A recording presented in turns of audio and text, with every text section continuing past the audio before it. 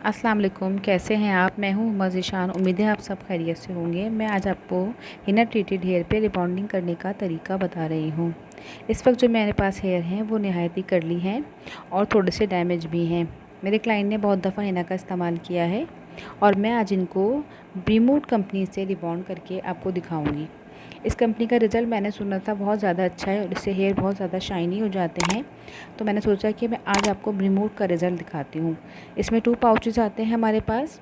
Number 1 पे rebonding cream और number 2 हमारा न्यूट्रलाइज़र यानी कि हमारा फिक्सर होता है। रिबॉन्डिंग करते वक्त बालों को टेक्सचर को देखना बहुत ज़रूरी होता है। इसके अलावा रिबॉन्डिंग करते वक्त बालों में ट्रीटमेंट करना भी बहुत ज़रूरी होता है ताकि बालों में कोई डैमेजेस आने का ख़तरा ना हो। सबसे पहले हमें हेयर वॉश करवाने होते हैं। हमने प्रॉपर क्लाइंट को शैम्पू करवाया ताकि बालों में से कोई एक्सेस ऑयल वगैरह निकल जाए और फिर हमने बालों को 4 पोर्शन में डिवाइड कर दिया। 70% ड्राई करने के बाद मैंने इनके बालों को 30% वेट रखा है क्योंकि मेरी क्लाइंट के बाल थोड़े से डैमेज हैं। अगर आपके पास कोई ऐसा क्लाइंट आए जिसके बाल डैमेज हैं तो आप बालों को प्रॉपर ड्राई ना करें। इससे आपके बालों में डैमेजेस आने का ख़तरा नहीं होता और आपके बाल बहुत ज़्यादा शाइनी हो जाते हैं।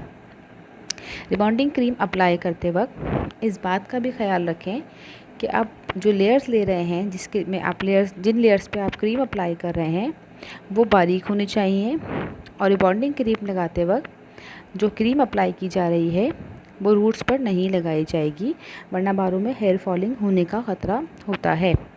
प्रॉपर तरीके से क्रीम लगाने के बाद बालों में कोम करेंगे और क्लाइंट को सीधा बिठाएंगे। जितनी ज़्यादा बारीक लेयर्स होंगी उतना ज़्यादा आपका प्रोसेस जल्दी होगा और आपके रिज़ल्ट बेहतरीन आएंगे।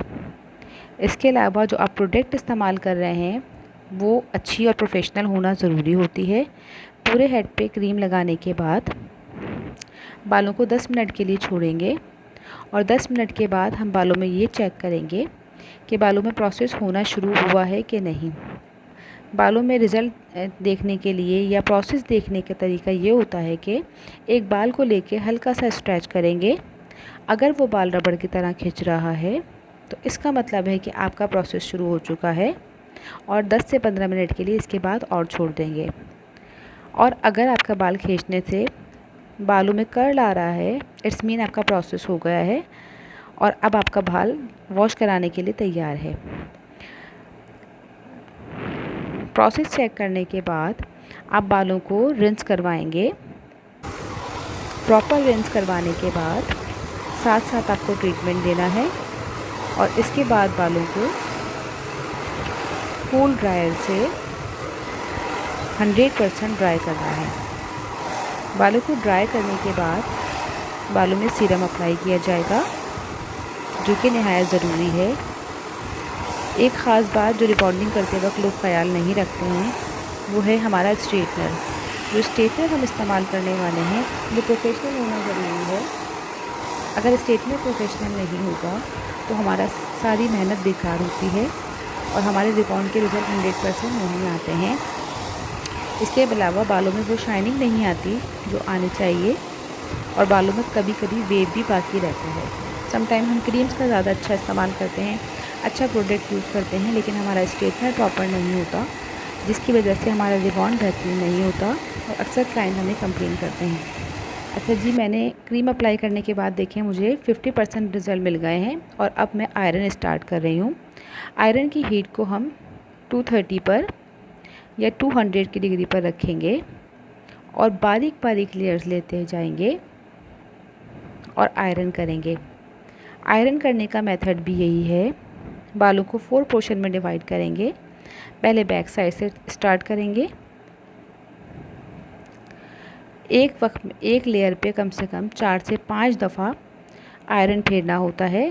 जब तक आपके बाल में प्रॉपर शाइनिंग नहीं आती आप बाल में आयरन करती जाएंगी। आपकी रिबॉन्डिंग का मेन पिलर आपका स्ट्रेटनर ही होता है। अगर आपने प्रॉपर अच्छा स्ट्रेटनर किया है तो आपका रिबॉन्ड बेहतरीन होगा। इसके अलावा अगर आपका स्ट्रेटनर प्रोफेशनल है तो भी आपका रिबॉन्ड बेहतरीन होगा। स्ट्रेटनर करते वक्त ये इस बात का भी ख्याल रखें कि हाथ को कहीं भी स्टॉप नहीं करना होता क्योंकि ये इस वक्त बाल प्रोसेस में होता है और बालों में क्रीम मौजूद होती है। यानी बाल इस वक्त सॉफ्ट हुआ हुआ होता है। अगर हम बालों में स्ट्रेटनर स्टॉप कर देंगे तो हीट की वजह से वहाँ से बाल ब्रेक होने का ख़तरा होता है, जो कि अक्सर आप लोग देखते हैं कि सेकंड वॉश के बाद अक्सर लोगों के बाल टूट जाते हैं, गायब हो जाते हैं और हमें कंप्लेन होती है कि हमारा प्रोडक्ट सही इस्तेमाल नहीं किया, या हम अक्सर क्लाइंट से कहते हैं कि आपने शैम्पू सही इस्तेमाल नहीं किया। जबकि मिस्टेक क्या होती है कि हमने आयरन को स्टॉप किया होता है या हमने नहायत ज़्यादा हीट यूज़ कर ली होती है। ये देखिए बालों में कितनी अच्छी शाइनिंग आती जा रही है। बारीक बारीक लेयर्स पे आयरन करना है। प्रॉपर तरीके से आयरन की जाएगी तो बाल बहुत ज़्यादा खूबसूरत लगेंगे और बहुत अच्छा लुक देंगे।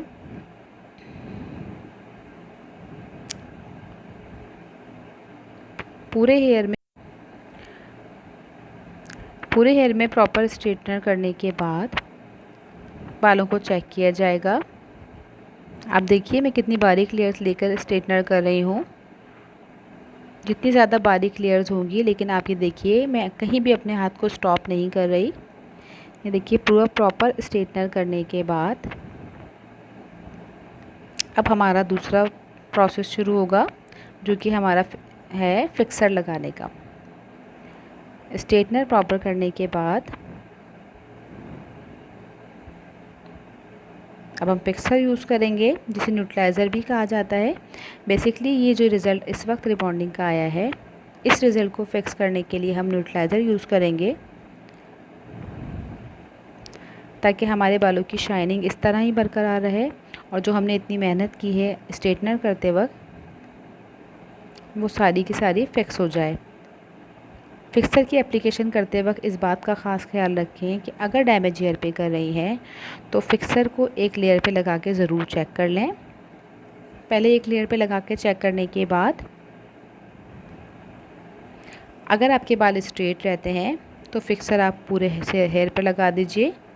लेकिन अगर आपको लगता है कि फिक्सर लगाने के बाद बाल ऊपर की तरफ मूव कर रहे हैं, यानी बालों में वेव आ रहा है, तो आप फ़ौरन स्टॉप कर देंगी और फिक्सर के अंदर आप सीरम या मास्क ऐड कर लेंगी। मैं जो आपको रिबॉन्डिंग करने का तरीका बता रही हूँ, ये नहायत ही बेहतरीन तरीका है और इस तरीके से जब आप रिबॉन्ड करेंगे तो आप कहेंगे कि हाँ बहुत अच्छा तरीका बताया है, और जो सैलून से आप इतनी अच्छी रिबॉन्डिंग करवाते हैं बिल्कुल आपको वैसा ही रिज़ल्ट मिलेगा इंशाल्लाह। मैंने थोड़ा सा सीरम ऐड किया है अपने फिक्सर में और ये मैंने फिक्सर अप्लाई करना बैक साइड से शुरू कर दिया है। फिक्सर को प्रॉपर अप्लाई करने के बाद इस वक्त इस बात का भी ख्याल रखें, जब आप फिक्सर अप्लाई करें तो क्लाइंट की डायरेक्शन बिल्कुल स्ट्रेट होनी चाहिए, बाल बिल्कुल सीधे होने चाहिए, क्योंकि फिक्सर लगाते वक्त अगर बाल मूव करेगा या टर्न करेगा या मुड़ जाएगा तो उसका रिज़ल्ट वहीं पैक हो जाएगा और बाल वैसा ही दिखाई देगा। इसलिए फ़िक्सर को प्रॉपर लगाने के बाद जैसे ही आप बालों में फ़िक्सर अप्लाई करना शुरू करेंगे, आपके हेयर गर्म होना शुरू हो जाएंगे और आपके सर में हीट होनी शुरू हो जाएगी। इसका मतलब है कि आपका फ़िक्सर प्रोसेस में आ चुका है। इसकी टाइमिंग क्या होनी चाहिए? फ़िक्सर की टाइमिंग रिबॉन्डिंग क्रीम जितनी देर हम रखते हैं उसकी हाफ़ टाइमिंग होती है, या फिर जब हमारा हेड कूल हो जाता है, उसमें से हीट ख़त्म हो जाती है, यानी हमारे बाल जब ठंडे हो जाते हैं तो हम इसको रिंस करवा देते हैं। आफ्टर फिक्सर हमें शैम्पू का इस्तेमाल नहीं करना होता है। फिक्सर के बाद हम सिर्फ रिंस करवाते हैं और क्लाइंट को ड्राई करके हेयर दिखाते हैं। रिबॉन्डिंग करने के प्रोसेस के साथ साथ हमें अपने क्लाइंट को ये भी गाइड करना होता है कि आप होम केयर ज़रूर लें। अगर रिबॉन्डिंग करने के बाद बालों में होम केयर यानी शैम्पू, कंडीशनर और सीरम का इस्तेमाल नहीं किया जाता है तो बहुत जल्दी हमारा रिबॉन्ड ख़राब हो जाता है, बालों में वेव आ जाता है और बाल निहायत ही कमज़ोर हो जाते हैं। अक्सर ख़वातीन ये गलती करती हैं कि वो एक महंगा रिबॉन्ड करवा लेती हैं लेकिन उसके बाद उसकी केयर नहीं करती हैं, जबकि रिबॉन्डिंग की केयर उसके बाद ज़्यादा ज़रूरी। देखिए हमारा फाइनल रिज़ल्ट, ये वॉश के बाद का रिज़ल्ट है और इसमें इस वक्त मैंने कोई भी आयरन नहीं किया है, जस्ट वॉश एंड ड्राई किया है। और आप देख सकते हैं कि मैंने कितना ज़्यादा कर्ली बाल उठाया था और कितना शाइनी है। उम्मीद है आपको ये पसंद आया होगा। प्लीज़ मेरी वीडियो को लाइक करें और शेयर करें। Thank you so much.